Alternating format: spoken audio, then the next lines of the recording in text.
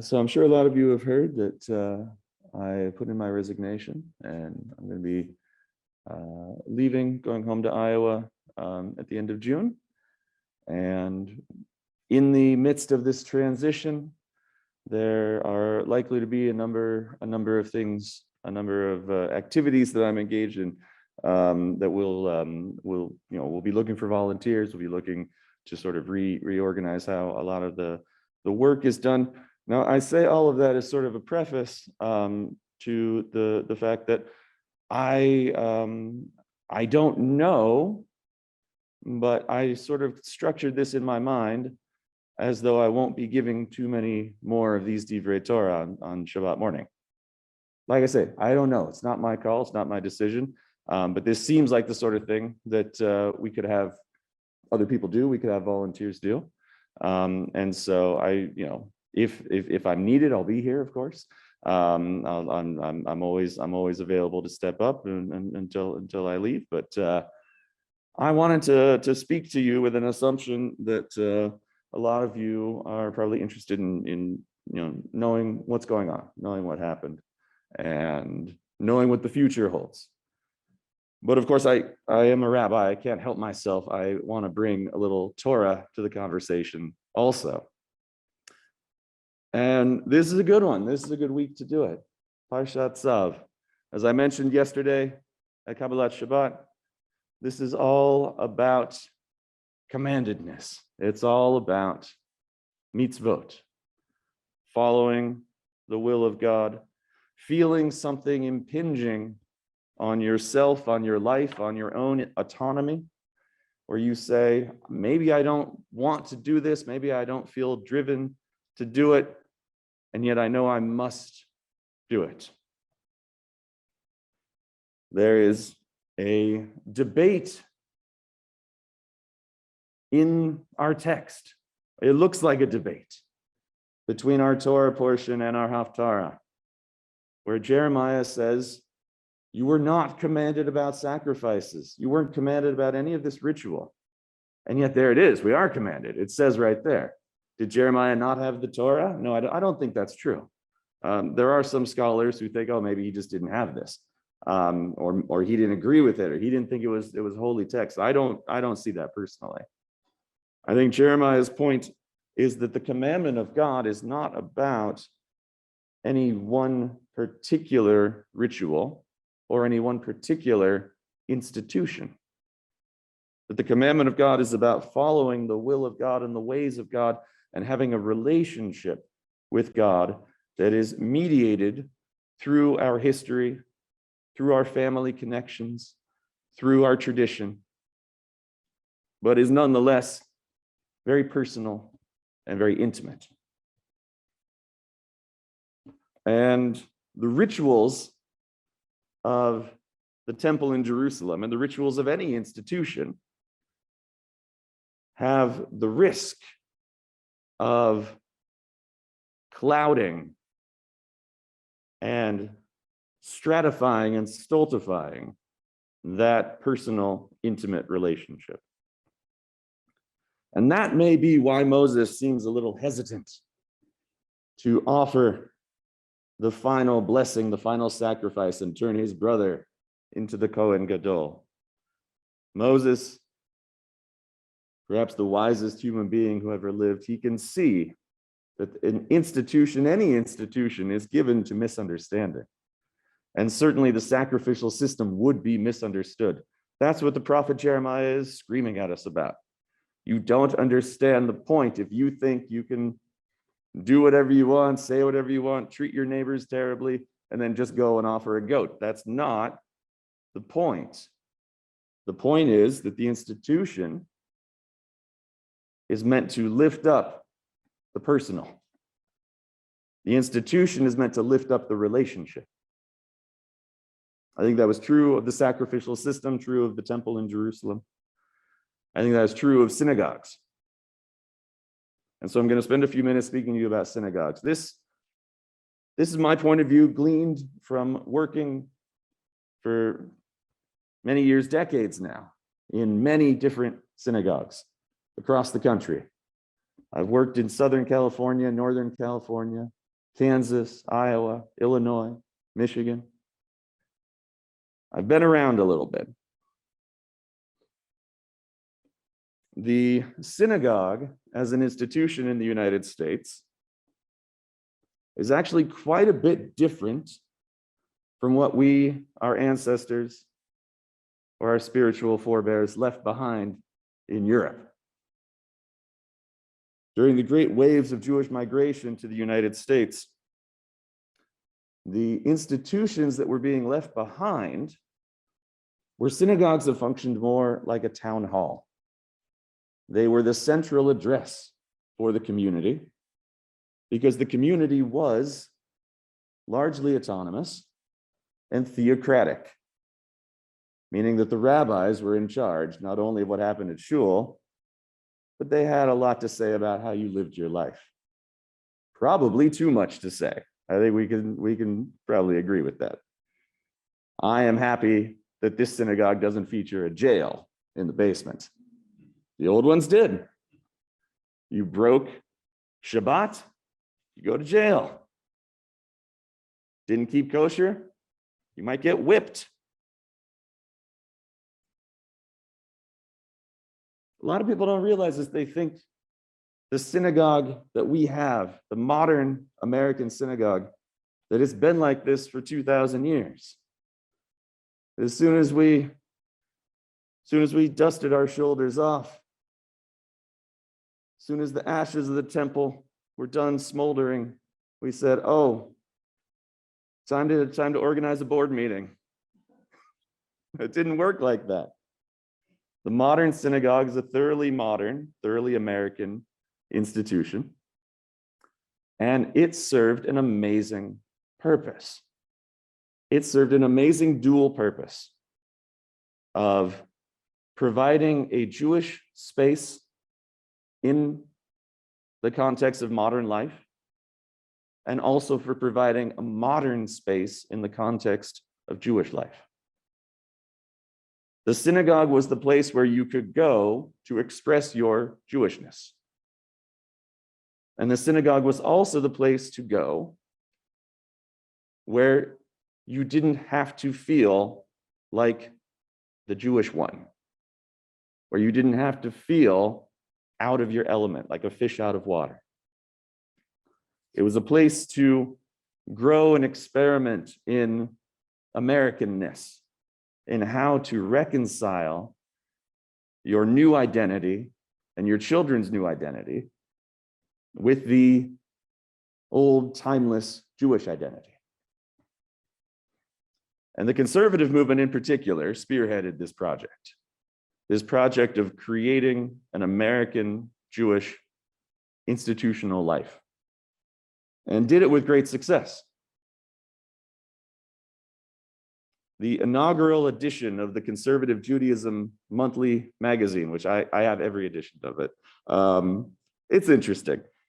The inaugural edition very boldly and proudly proclaims that the conservative movement is the only institution of American Jewry that is capable of speaking for all Jews.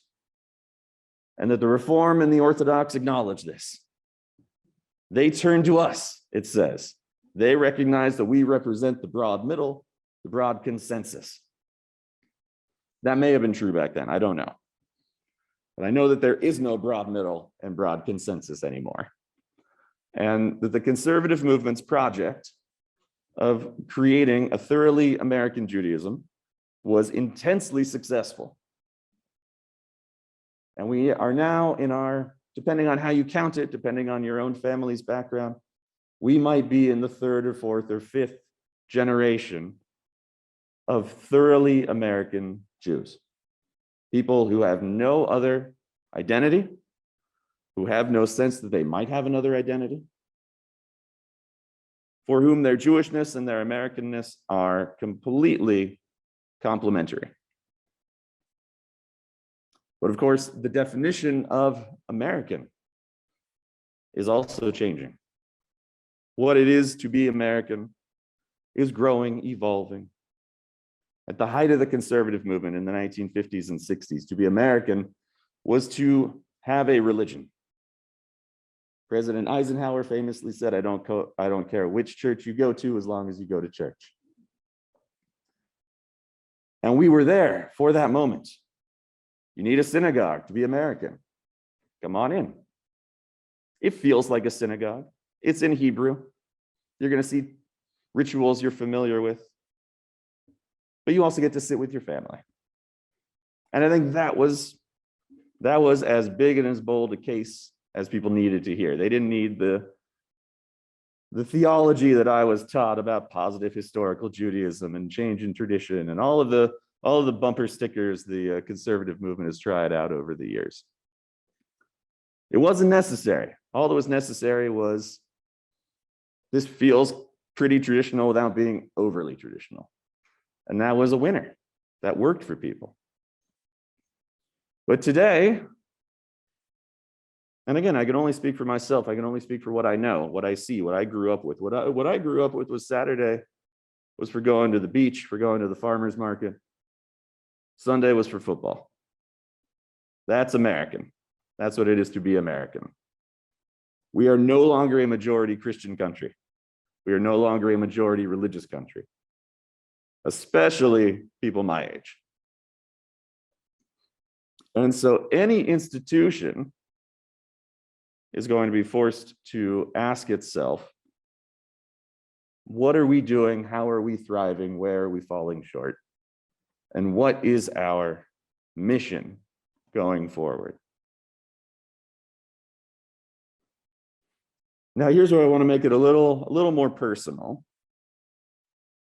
For many years, I have been working very hard to bring this material I just shared with you, to bring it to synagogues in a way that can affect change, in a way that can help synagogues all across the country to attract new members, younger members, to imagine what it's like to walk in the door the first time of a synagogue. I can tell you, your palms are sweating when that happens. It takes a lot, even to drive into the parking lot. And I've tried to help institutions that were originally designed for one purpose to shift their purpose, to shift their mission, to shift their institutional culture. And I have had a lot of success, but I've also hit a lot of walls. It's not about this synagogue in particular. So this is my experience at every synagogue. I was once in Sde Boker. I'm sure some of you have been to Sde Boker. It's a kibbutz in the desert in Israel. Famous as the burial site, the home and eventually burial site of David Ben-Gurion, the first prime minister of Israel. And unlike all the other Israeli leaders who were buried in Jerusalem, they got a whole section of them. He insisted on being buried in Sde Boker, in the desert. He was convinced that Israel's future was in the desert.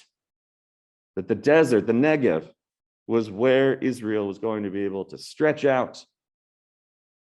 They were going to make the desert bloom. They were going to make the desert green. The desert would be the new farmland, the new homeland, with all the latest and greatest of modern agricultural technology. And I remember speaking to one of the leaders of the kibbutz, and he said, turns out the desert wants to be a desert.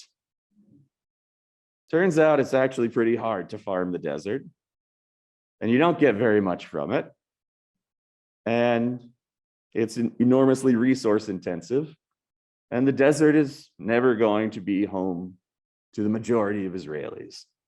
The desert is never going to be where Israel gets most of its food. The desert wants to be a desert. It is what it is. And if you want to be a farmer, you should probably go up north. Now, I love farmland. And I've come to appreciate the desert. I lived in the West for many years, and I've come to appreciate walking through the desert, walking through the dry mountains. Not everything has to be like everything else, but it's important for us to know where we want to be and where home is going to be. And there are some things that you're just not going to be able to change. And that's why, after many years of serving as a pulpit rabbi in many different congregations, I've decided that I'm no longer going to do that.